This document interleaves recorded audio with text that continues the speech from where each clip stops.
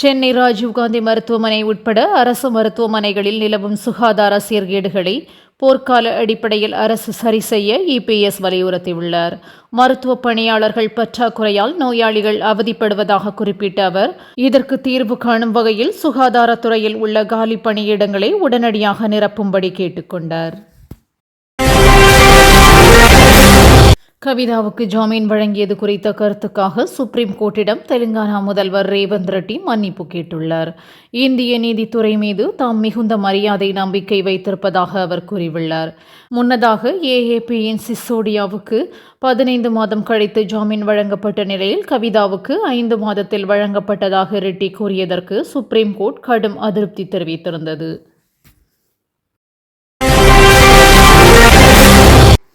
அண்ணாமலை தமிழிசை ஆதரவாளர்கள் சமூக வலைதளத்தில் பரஸ்பரம் விமர்சித்து பதிவு வெளியிட்டு வருகின்றனர். இபிஎஸ் மீதான குற்றச்சாட்டை தமிழிசை விமர்சித்ததை கண்டித்து அண்ணாமலை ஆதரவாளரான பாஜக மாநில செயலாளர் சூர்யா பதிவிட்டிருந்தார். அவருக்கு தமிழிசை ஆதரவாளர்கள் பதிலடி கொடுக்கின்றனர். வெளியே 2 தரப்பும் ஒற்றுமை போல இருந்து கொண்டு சமூக வலைதளத்தில் மோதுவதாக அரசியல் ஆர்வலர்கள் விமர்சிக்கின்றனர். வங்கதேச அணி லேசுப்பட்டது இல்லை என முன்னாள் வீரர் சுரேஷ் ரெய்னா எச்சரித்துள்ளார். வங்கதேச அணி வரும் 19ஆம் தேதி முதல் இந்தியாவில் சுற்றுப்பயணம் செய்து 2 டெஸ்ட் மற்றும் 3 T20 போட்டிகளில் விளையாட உள்ளது. இதுகுறித்து பேசிய ரெய்னா, வங்கதேசத்திடம் சிறந்த சுழல் பந்து வீச்சு உள்ளது, எனவே சாதாரணமாக கருதக்கூடாது. வங்கதேச தொடர் ஆஸ்திரேலிய தொடருக்கு தயாராக இந்தியாவுக்கு உதவும் என கூறினார். விவாகரத்திற்கு பிறகு மணமகன் வீட்டில் வரதட்சணையை திருப்பி கேட்க பெண்ணின் தந்தைக்கு உரிமை இல்லை என்று சுப்ரீம் கோர்ட் அறிவித்துள்ளது. அமெரிக்காவில் குடியேறிய மகள் மருமகனை விவாகரத்து செய்து வேறு திருமணம் செய்ததால் வரதட்சணையை திருப்பி தரக்கோரி தந்தை வழக்கு தொடுத்தார். இதை விசாரித்த சுப்ரீம் கோர்ட் மணப்பெண்ணுக்கு மட்டுமே அதை திருப்பி கேட்க உரிமை உண்டு என கூறி வழக்கை தள்ளுபடி செய்தது.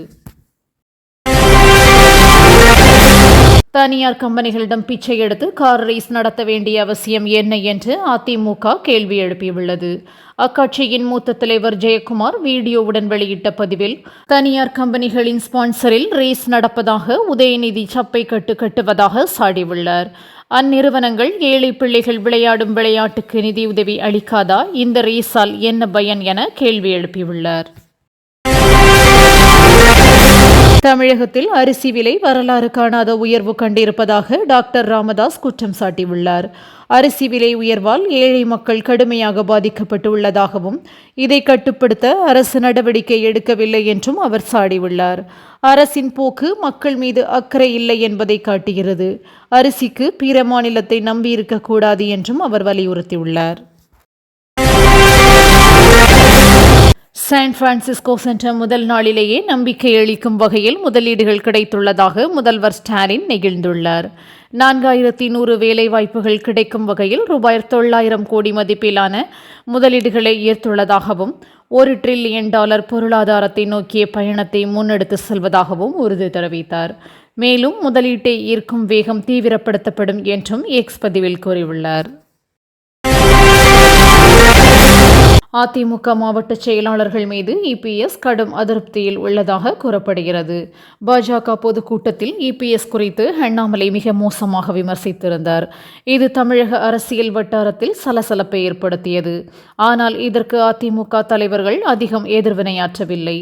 ஒரு சில தலைவர்களே கண்டனம் தெரிவிக்க சில மாவட்டங்களிலே போராட்டம் நடந்ததும் அவரது அதிருப்திக்கு காரணம் என தெரிகிறது.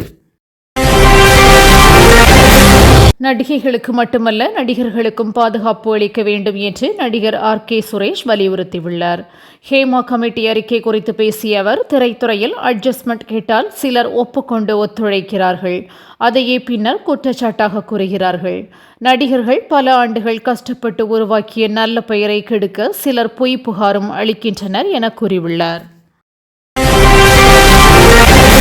சென்னையில் இருந்து தனி விமானம் மூலம் நடிகர் விஜய் சீரடி புறப்பட்டு சென்றுள்ளார். அடுத்த வாரம் தி கோட் திரைப்படம் வெளியாக உள்ளது. அதைத் தொடர்ந்து தமிழக வெற்றிக் கழகத்தின் கட்சி மாநாடும் செப்டம்பர் 23ஆம் தேதி நடைபெறவுள்ளதால் அவர் சீரடி சாய்பாபா கோவிலுக்கு சென்றுள்ளதாக தகவல்கள் தெரிவிக்கின்றன. இதையொட்டி விஜயின் இந்த ஆன்மீக பயணத்தில் தமிழக வெற்றிக் கழகத்தின் பொதுச் செயலாளர் புசி ஆனந்தும் உடன் சென்றுள்ளார். தமிழகத்தின் எதிர்காலம் உதயநிதியின் கையில் இருப்பதாக அமைச்சர் அன்பில் மகேஷ் கூறியுள்ளார். அரசின் திட்டங்களை ஆராய்ந்து நிதி ஒதுக்குவது உதயநிதிதான் என கூறிய அவர், அதனால்தான் அவரை விளையாட்டுத்துறை அமைச்சராக மட்டும் பார்க்காமல் துணை முதல்வர் என்ற நிலையில் பார்ப்பதாக தெரிவித்தார். முன்னதாக துணை முதல்வர் உதயநிதியை விரைவில் காணலாம் என அமைச்சர் மூர்த்தி பேசியிருந்தார். பாலியல் பலாத்கார குற்றச்சாட்டுக்கு ஆளாகியுள்ள மலையாள நடிகரும் சிபிஎம் எம்எல்ஏவுமான முகேஷ் பதவி விலகக் கோரி மகிழா காங்கிரஸ் ஆர்ப்பாட்டத்தில் ஈடுபட்டனர். திருவனந்தபுரத்தில் ஆர்ப்பாட்டத்தில் ஈடுபட்ட அவர்கள் மீது போலீசார் தண்ணீரை பீச்சியடித்தனர். எனினும் அவர்கள் தொடர்ந்து போராட்டத்தில் ஈடுபட்டனர். முன்னதாக ஓராண்டுக்கு முன்பு முகேஷ் அத்துமீறியதாக நடிகை ஒருவர் புகார் தெரிவித்திருந்தார். மும்பையில் ஓலா கேப் டிரைவரை ஒருவர் சரமாரியாக தாக்கும் வீடியோ ஒன்று சமூக வலைதளங்களில் வைரலாகி வருகிறது. அதில் வளாகம் ஒன்றின் பார்க்கிங்கில் காரை நிறுத்த நடந்த போட்டியில் முன்னால் சென்ற ஆடி கார் மீது ஓலா டிரைவரின் கார் மோதியது.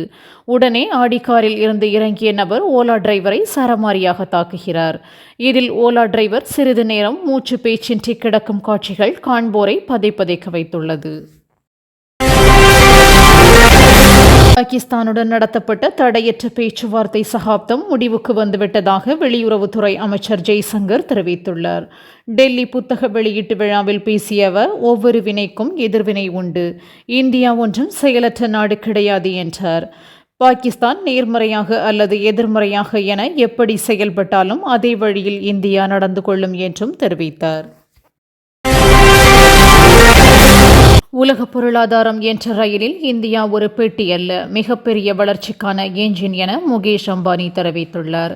ரிலையன்ஸ் நிறுவன 47வது பொதுக்கூட்டத்தில் பேசிய அவர், உலகில் நிச்சயமற்ற தன்மை நிலவும் சூழலில் வளர்ந்த பாரதம் என்கிற நிலையை நோக்கி இந்தியா பயணிக்கிறது என்றார்.